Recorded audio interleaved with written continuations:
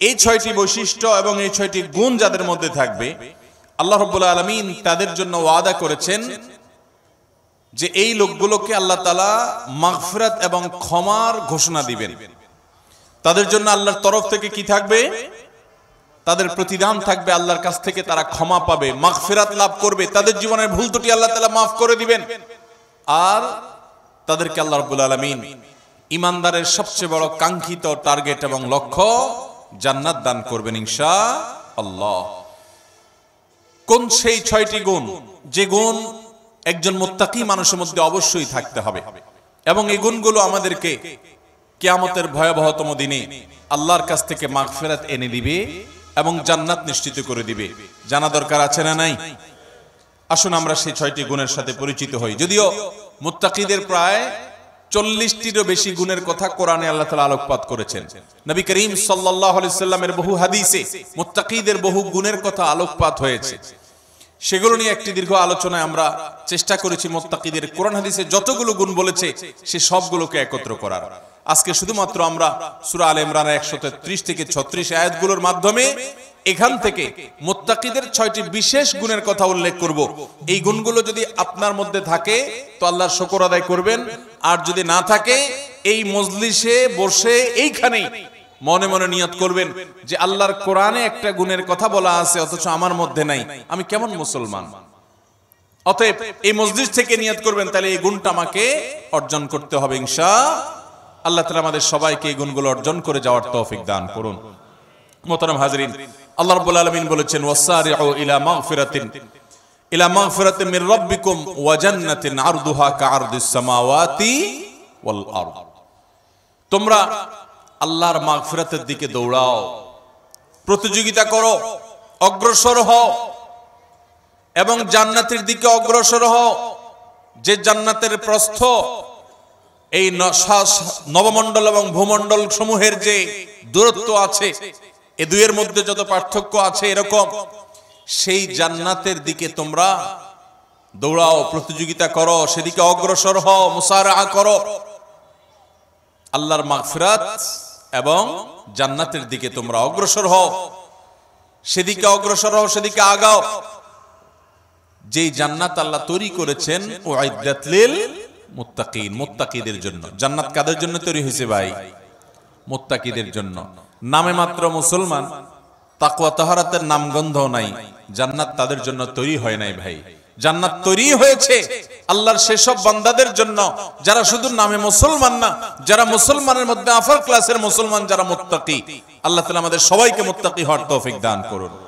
ভাইরা আমার, মুত্তাকি হওয়ার চেষ্টা করব তো ইনশাআল্লাহ। আসুন মুত্তাকিদের বৈশিষ্ট্য জেনে নেই। কি তাদের বৈশিষ্ট্য? 1 নম্বরের বৈশিষ্ট্য আল্লাহ তাআলা বলছেন আল্লাযীনা ইউনফিকুনা ফিস সাররাই ওয়াদ দাররা।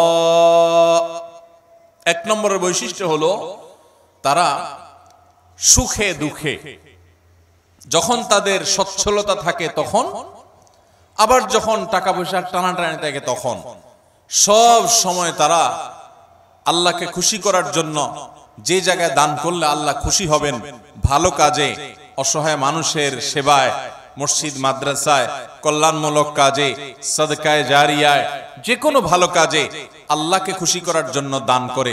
দুনিয়ার মানুষের জন্য কাছে বাহবা পাওয়ার জন্য না, দান কার জন্য হবে? আল্লাহকে খুশি করার জন্য। এমনকি আরশের নিচে ছায়া পাওয়া মানুষগুলোর মধ্যে থেকে 7 শ্রেণী মানুষের ভিতরে 1 শ্রেণী হলো যারা দান করে, এমন ভাবে দান করে যে তারা এক হাতে দান করে, অন্য হাতও টের পায় না। আর আমাদের তো আজকাল আল্লাহ তাআলা কোনো ভালো কাজ করার তৌফিক দিলে, একটু দানের তৌফিক দিলে, আমরা নাম বলতে বলতে, প্রকাশ করতে করতে, নাম ফুটাইতে ফুটাইতে, জাহির করতে করতে ওইটার সওয়াবের আর কিছুই বাকি থাকে না, বরং সেটা শিরকে আসগরের গুনাহে লিপ্ত হয়ে যেতে হয় রিয়া করার কারণে। মুহতারাম হাজরিন, এজন্য মুত্তাকিদের 1 নম্বরের বৈশিষ্ট্য হলো সচ্ছলতায় অনেকে দান করে, কিন্তু আল্লাহর এই মুত্তাকি বান্দারা শুধু সচ্ছল থাকলেই দান করবে না, দিনকাল যখন একটু খারাপ যায়, কেনা বেচা দোকানে একটু কম হয়, তখনও সে অকাতরে দেয়, দিতে থাকে, কোনো কার্পণ্য করে না। তাহলে এই বৈশিষ্ট্যটা আমাদের, যার মধ্যে যতটুকু ঘাটতি আছে, এই মাহফিল থেকে, মজলিস থেকে আসুন মনে মনে নিয়ত করে নেই যে ইনশাআল্লাহ এখন থেকে আল্লাহ তাআলা আমাকে যতটুকু তৌফিক দিবেন ওখান থেকে আমি কিছু আল্লাহর রাস্তায় দান করব, আল্লাহকে খুশি করবার জন্য দিব। এবং যখন আমদানি ইনকাম অনেক ভালো তখনও দিব, যখন ইনকাম নাই একেবারে টানাটানি আছে ওখান থেকে একটু বাঁচিয়ে হলেও দিব। কারণ আল্লাহ তাআলা আমার দানের পরিমাণ দেখবেন না, আল্লাহ দেখবেন আমার সামর্থ্যের তুলনায় আমি কতটুকু করলাম। ঠিক না ভাই? ঠিক। ভাইরা আমার, সাহাবায়ে কেরাম যা দান করেছেন রাদিয়াল্লাহু তাআলা আনহুম আজমাইন, তারা যা দান করেছেন, আজকের যুগে এমন বহু লোক বাংলাদেশে আছে, পৃথিবীতে অনেক দানবীর আছে যারা এত কোটি কোটি টাকা, মিলিয়ন মিলিয়ন বিলিয়ন বিলিয়ন টাকা আল্লাহর রাস্তায় দান করে, দিনের কাজে দিয়ে দেয়, মানুষের সেবায় দান করে, হয়তো ইখলাসের সাথেও দান করে। পরিমাণ এত বেশি যে সব সাহাবী মিলেও এত টাকা দান করার সুযোগ পান নাই। কথা বুঝেন নাই? সাহাবীদের যুগে এত সহায় সম্পদ ছিল না। তারা যা দান করেছেন যদি পরিমাণ একত্র করেন তাহলে আজকের যুগে এমন বহু পয়সাওয়ালা আছেন যে এক একটা মসজিদ মাদ্রাসার পিছনে 20-50-100 কোটি আরো অনেক বেশি খরচ করে ফেলেছেন। আছে না নাই? দেখা যাবে যে সাহাবায়ে কেরাম সবাই মিলে যা দান করছেন সেগুলোর বাজার মূল্য বের করলে এরকম একজনের দানের সমানও হবে না। এই হলো পরিমাণের অবস্থা। এবার আসেন দেখি ফজিলত এবং মর্যাদার অবস্থা। নবী করিম সাল্লাল্লাহু আলাইহি সাল্লাম বলেছেন সাহাবীদের সম্পর্কে, তোমাদের কেউ যদি উহুদের পাহাড় সমপরিমাণ স্বর্ণ আল্লাহর রাস্তায় দান করে, তো আল্লাহর নবী সাল্লাল্লাহু আলাইহি সাল্লামের সাহাবীদের কেউ সামান্য এক মুদ পরিমাণ অথবা তার চাইতেও কম পরিমাণ আল্লাহর রাস্তায় কিছু দান করলে সেটার যে পরিমাণ সওয়াব হবে তোমাদের উহুদ পাহাড় সম পরিমাণ স্বর্ণের দানের সওয়াব ততটুকু হবে না। কিসের কারণে ভাই? তাদের দানের ভিতরে যে ইখলাস ছিল, তাদের জানের ভিতরে যে নিষ্ঠা ছিল, নিয়তের ভিতরে যতটা নির্ভেজাল ছিল, আমাদের দান আজ এতটা নির্ভেজাল। তাদের উপার্জন যত হালাল ছিল, তাদের ভেতরকার নিয়ত যত খালেস ছিল, আমাদেরটা ততটা না। এজন্য ভাইরা, মুত্তাকি মানুষ হিসেবে আমরা সুখে দুঃখে সর্বাবস্থা দান করব। শুধু দান করলে হবে না, আল্লাহকে খুশি করার জন্য দান করব। আর্থিক ইবাদত পয়সা করে দান করলে এই ইবাদতটার মধ্যে ভেজাল বেশি ঢুকে। এই ইবাদতটার মধ্যে ভেজাল কেন ঢুকে? ভেজাল কারণ নিজের ভেতর থেকে নফস বলে, প্রবৃত্তি বলে, মন বলে, এতগুলো টাকা দিয়ে দিলাম, একটা বারের জন্য যদি আমার নামটা ঘোষণা না দেয় কেমন হয়? আমরা একটু বলতে পছন্দ করি, জাহির করতে পছন্দ করি। কিছু মানুষকে শুনাইতে পারলে নিজের কাছে একটু ভালো লাগে যে হ্যাঁ তারা জানবে আমি দান করছি। এই রোগটা আমাদের মধ্যে আছে না নাই? ভাইরা আমার, এটা কোনো ভালো গুণ না। হ্যাঁ, কোন ব্যক্তি যদি প্রকাশ্যে দান করে, মজলিসে দাঁড়ায়া 50,000 1 লাখ টাকা কোনো ভালো কাজে দিবে নিয়ত করেন, তার উদ্দেশ্য থাকে যে আমার এটা শুনে আমার বন্ধু বান্ধব অনেকে আছেন তারাও অগ্রসর হবে, তাহলে সেটা ভালো। মানুষকে উৎসাহিত করার উদ্দেশ্যে করছি, আমি দানবীর এটা জানানোর দরকার নেই, এই উদ্দেশ্যে করলে ভালো। কিন্তু ভাইরা আমার, কিছু দান থাকতে হবে যেই দানগুলো আমি জানি, আমার রব জানেন, আমার স্ত্রীও জানেন না, আমার বন্ধু বান্ধবও জানেন না, মা বাপও জানেন না, ছেলে মেয়েরাও জানে না। এরকম কিছু দান রাখার চেষ্টা করতে হবে ইনশাআল্লাহ। আপনি গোপনে গোপনে একজন গরিবকে নিয়মিত টাকা পয়সা দিয়ে যান, একটা গরিব ফ্যামিলিতে নিয়মিত কিছু চাল কিনে দেন, নিয়মিত কিছু ভালো কাজ করেন, একটা মাদ্রাসায় কিছু টাকা নিয়মিত দেন। আপনি জানেন আর আপনার মালিক জানে, পরিবারের কাউকে জানেন না, বলেন না। এরকম কিছু নিরালা, এরকম কিছু নিভৃতে দান করার চেষ্টা করব তো ইনশাআল্লাহ। আজকাল ফেসবুকের যুগ, ইউটিউবের যুগ, সোশ্যাল মিডিয়ার যুগ। 2-4-10 টাকা দান করার পর ওইটা জাহির করতে করতে, পোস্ট করতে করতে, ওইটার জন্য লাইক কমেন্টের ধান্দা করতে করতে আমরা আমাদের আমলগুলোকে বরবাদ করে ফেলি। ঠিক না ঠিক ভাই?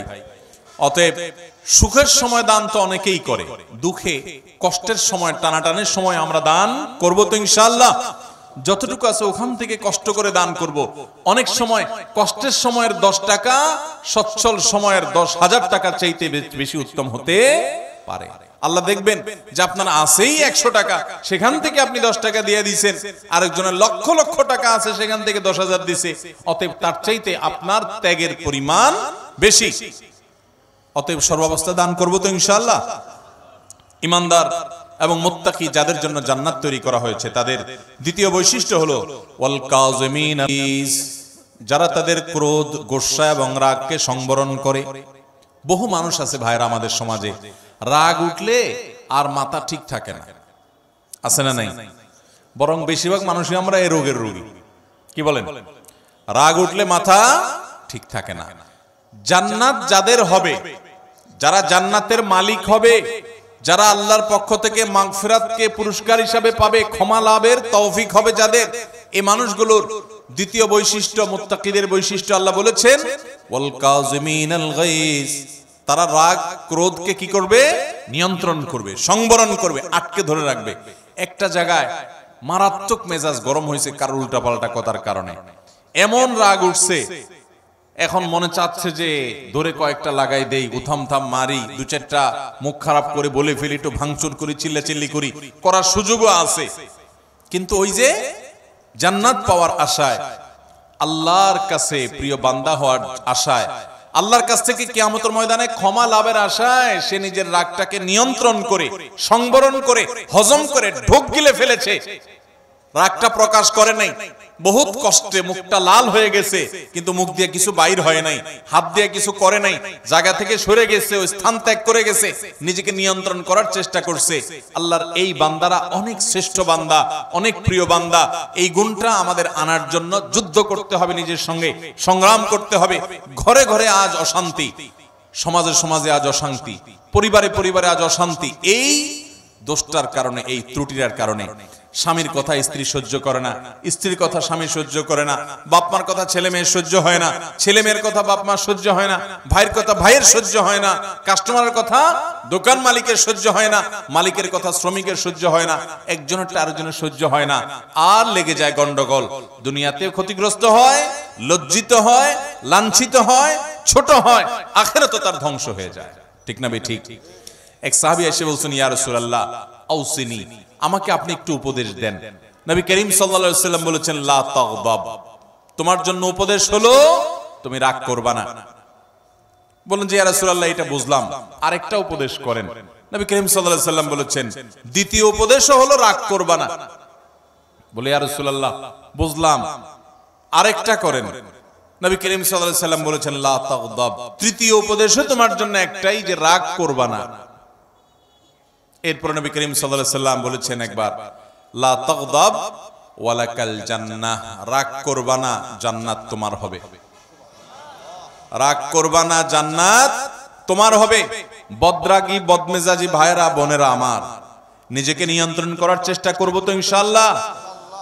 মনে রাখবেন, রাগ আসলো আর ছেড়ে দিলেন যেখানে সেখানে, মাত্রা জ্ঞান রাখলেন না, কার সামনে কোন জায়গায় কতটুকু রাগ ছাড়া যাবে, কতটুকু রাগ ছাড়লে আপনার মুখ খারাপ হবে না, আপনার দ্বারা আল্লাহর হারাম গুনাহ লঙ্ঘন, হারাম কাজ হবে না, গুনাহ হবে না, আল্লাহর সীমা লঙ্ঘন হবে না, সেই মাত্রা জ্ঞান রেখে পরিমাপ করে করে রাগ জাহির করতে হবে, নিজেকে নিয়ন্ত্রণ করতে হবে। নবী করিম সাল্লাল্লাহু আলাইহি ওয়াসাল্লাম বলেছেন, সবচেয়ে বড় বীর বাহাদুর হলো যে ব্যক্তি রাগের সময় নিজেকে নিয়ন্ত্রণ করতে পারে। অনেক শরীরে শক্তি আছে, এটা আসল বীরত্ব না, রাগের চোটে শরীরে আগুন ধরে গেছে, মাগার নিজেকে বহুত কষ্ট করে ঠান্ডা করে রাখছে। রাগ নিয়ন্ত্রণ করতে পারে না দেখে ওই জায়গা থেকে বের হয়ে গেছে, মোবাইলে রাগ উঠে গেছে দেখে মোবাইল কেটে বন্ধই করে দিছে, রাগ বেশি হয়ে গেছে দেখি দাঁড়ানো থেকে বসে গেছে, বসা থেকে শুয়ে গেছে, ওযু করে নিয়েছে, তারপরেও নিজেকে কন্ট্রোলে রাখছে, রাগের কারণে পরিস্থিতি খারাপ হতে দেয় নাই। এই মানুষগুলো আল্লাহর প্রিয় বান্দা। আমরা চেষ্টা করব তো ইনশাআল্লাহ। দেখেন, জান্নাত যার তার জন্য না ভাই।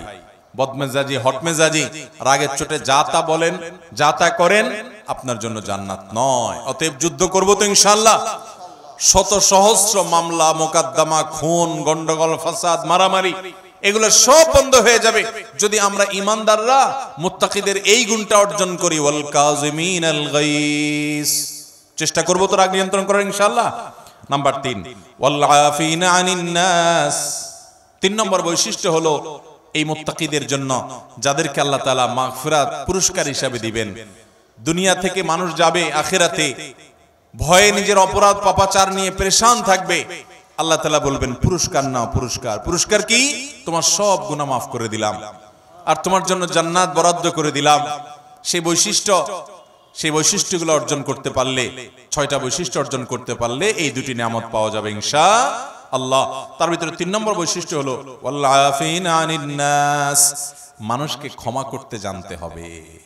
এটার জন্য একটা বড় কলিজা লাগে, এটার জন্য একটা বড় কলিজা লাগে। ছোট লোকরা এটা পারে না ভাই, ছোট মনের মানুষ, ছোট কলিজার মানুষ এটা পারে না।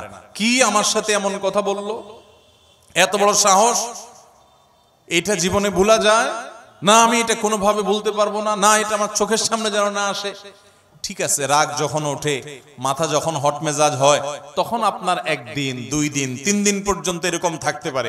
শরীয়ত আপনাকে এতটুকু অনুমোদন করে, ঠিক আছে, রাগের চোটে মাথা গরম হয়ে 3 দিন আপনি এটা করতে পারেন। মাগার 3 দিনের জায়গায় 3 মাস হয়ে যাবে, 3 বছর হয়ে যাবে, আপনার রাগ একটু নিয়ন্ত্রণ হবে না, আপনি একটুও ক্ষমা করতে জানবেন না, তাহলে আপনি কোন মুখে আরশে আজিমের মালিকের কাছে কিয়ামতের দিন ক্ষমার আশা করেন? কথা বুঝাতে পারি না ভাই? আমরা আমাদের রব কিয়ামতের দিন ক্ষমা করুক চাই কি চাই না? যদি চাই তাহলে রবের গোলামদেরকেও ক্ষমা করা শিখতে হবে ইনশাআল্লাহ। ভাইরা আমার, কাউকে যদি আপনি ক্ষমা না করেন, তার উপর অনেক জেদ থাকে, অনেক ক্ষোভ থাকে, অনেক রাগ থাকে আপনার ভিতরে, তাতে কষ্ট আপনার হবে কি হবে না? আরেকজনের প্রতি জেদ ক্ষোভ রাগের কারণে ভিতরে নিজের জ্বালা পোড়া হয় না, কষ্ট হয় না? আর যদি মাফ করে দেন, মাফ করলে যারে মাফ করছেন তার উপকার হোক বা না হোক, আপনার নিজের উপকার হবে, সাথে সাথে আপনার মনটা দেখবেন পাতলা হয়ে গেছে, আপনার মনটা যেখানে হালকা হয়ে গেছে, নির্ভার হয়ে গেছে, মনের ভিতরে মনে হবে একটা পাথর ছিল, পাথরটা জগদ্দল পাথর যেন সরে গেছে। যদি মানুষকে ক্ষমা করতে জানেন, মানুষকে ক্ষমা করবো তো ইনশাআল্লাহ। অনেক মানুষ আছে খুব শক্ত, লোহার মতো শক্ত, ক্ষমা করতে জানে না, একবার রাগ হইলে তো হইল, আছে না নাই? এগুলো কোনো ভালো মানুষের, ভালো মুসলমানের, ভালো ব্যক্তির এবং মুত্তাকির বৈশিষ্ট্য হতে পারে। আমরা মানুষকে ক্ষমা করব। এখন কথা হলো, আমি ক্ষমা করলে ও বারবার উল্টাপাল্টা করে, ওর ক্ষতি করে। ভাইরা আমার, ও যদি নিজের ক্ষতি করে সে ক্ষতিগ্রস্ত হবে, কিন্তু আমি তো ক্ষমা করে আল্লাহর কাছে পুরস্কার পাবো। অতএব আমার লাভ না লাভ নাই, আমি তো আমার নিজের লাভ বুঝবো। পাগলেও নিজের লাভ বুঝে, কিন্তু আমরা নিজেরটা অনেক সময় লাভ বুঝি না।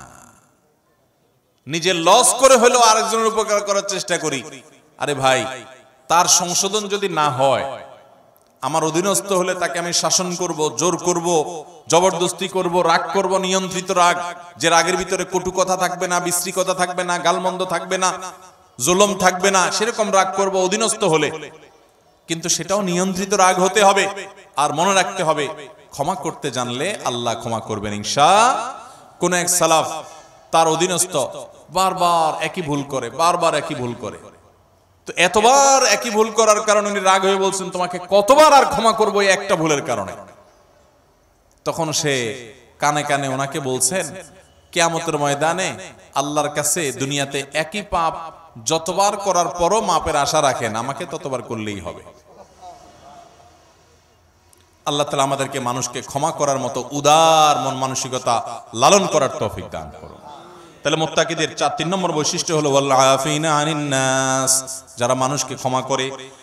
4 নম্বর হলো ওয়াল্লাহু ইউহিব্বুল মুহসিনিন, আল্লাহ তাআলা ইহসানকারীদেরকে ভালোবাসেন। অর্থাৎ এটাও মুত্তাকিদের একটা বৈশিষ্ট্য হবে যে তারা ইহসান করবে। ইহসান মানে যে কোনো ভালো কাজ করবে, আল্লাহর বান্দাদের প্রতি অনুগ্রহ করবে, পরোপকারী হবে, মানুষের উপকার করবে। ভাইরা আমার, ডক্টর খন্দকার আব্দুল্লাহ জাহাঙ্গীর রাহিমাহুল্লাহ এদেশে ক্ষণজন্মা একজন আলেমে দ্বীন ছিলেন, ইসলাম বিশ্ববিদ্যালয় কুষ্টিয়ার হাদিসের প্রফেসর ছিলেন, বহু গ্রন্থ এর রচয়িতা ছিলেন।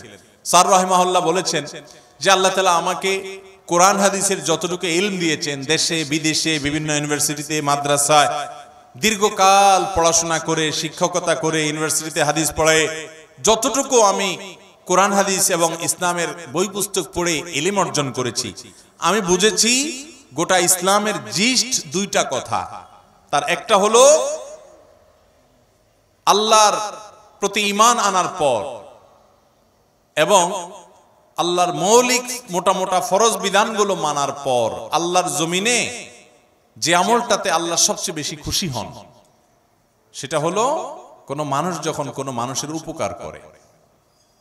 আর দ্বিতীয় কথা যেটা শুনলাম, বুঝলাম কোরআন হাদিস থেকে, সেটা হলো যে কুফরির পর, বড় বড় কবিরা গুনাহগুলোর পর আল্লাহ সবচেয়ে বেশি নাখুশ হন, অসন্তুষ্ট হন বান্দা যখন আরেকজনের ক্ষতি করে, ক্ষতি করার চেষ্টা করে, পিছে লাগালাগি করে। ভাইরা, এই রোগটা মানুষের পিছে লাগার রোগটা আমাদের মধ্যে আছে না নাই? আছে।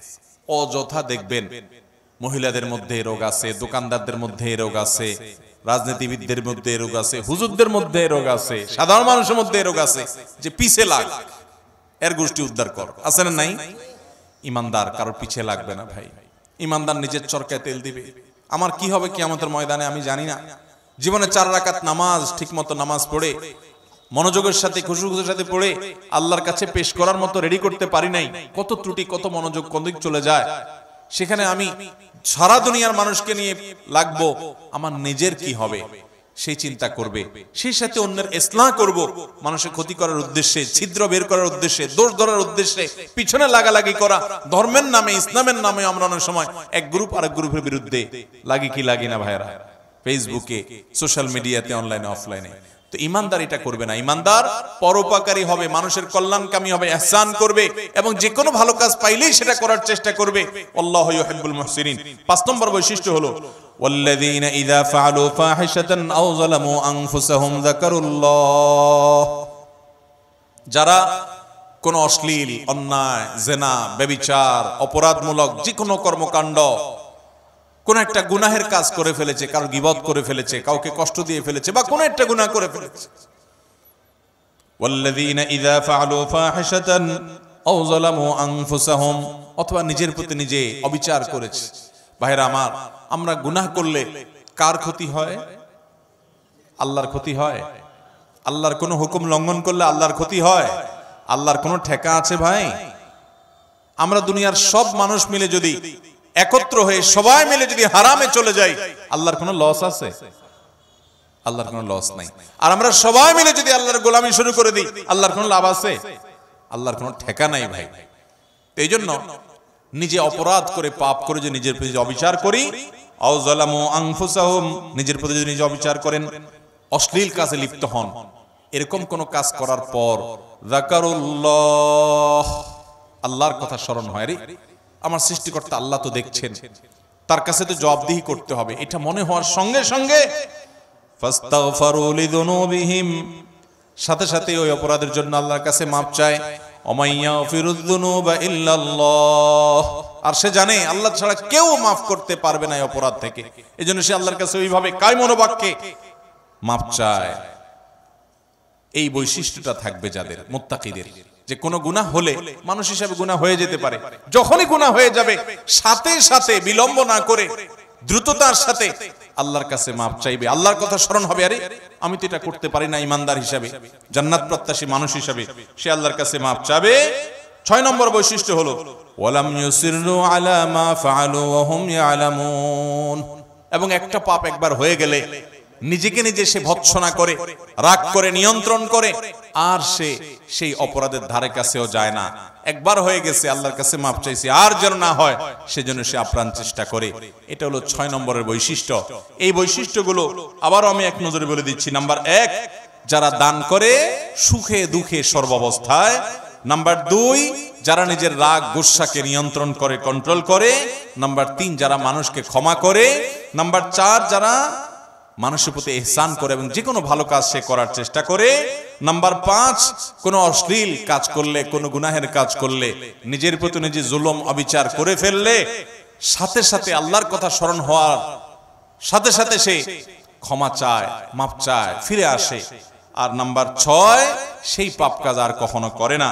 এই 6টি বৈশিষ্ট্য যাদের থাকবে, আল্লাহ বলেছেন উলাইকা জাযাউহুম মাগফিরাতুম মির রাব্বিহিম ওয়া জান্নাত, এই লোকগুলোর আল্লাহর পক্ষ থেকে কিয়ামতের ময়দানে এই 6টা বৈশিষ্ট্য নিয়ে যদি কেউ যেতে পারে, তো আল্লাহর পক্ষ থেকে সে ক্ষমা এবং মাগফিরাত এটা পুরস্কার হিসেবে গ্রহণ করবে এবং জান্নাত লাভ করবে। তাজরি মিন তাহতিহাল আনহার, যার তলদেশ দিয়ে নহর প্রবাহিত হবে, সেই চিরসুখের ঠিকানা জান্নাত পাবে। খালিদিনা ফিহা, সেখানে সে চিরকাল থাকবে। ওয়া নি'মা আজরুল আমিলিন, আর আল্লাহর জন্য আমলকারী বান্দাদের পুরস্কার কতই না সুন্দর এবং উত্তম হবে ইনশাআল্লাহ। মুত্তাকিদের এই 6টা গুণ অর্জন করার চেষ্টা করব তো ইনশাআল্লাহ। আমি যেটা শুরুতে বলেছি এখন আবারও বলছি, আপনার আমার ভিতরে সেটা আছে না নাই ওইটা রিলেট করি, ওইটা খেয়াল করি, যেটা নাই ওইটা আনার চেষ্টা করি, করব তো ইনশাআল্লাহ। আল্লাহ তাআলা আমাদের সবাইকে তৌফিক দান করুন।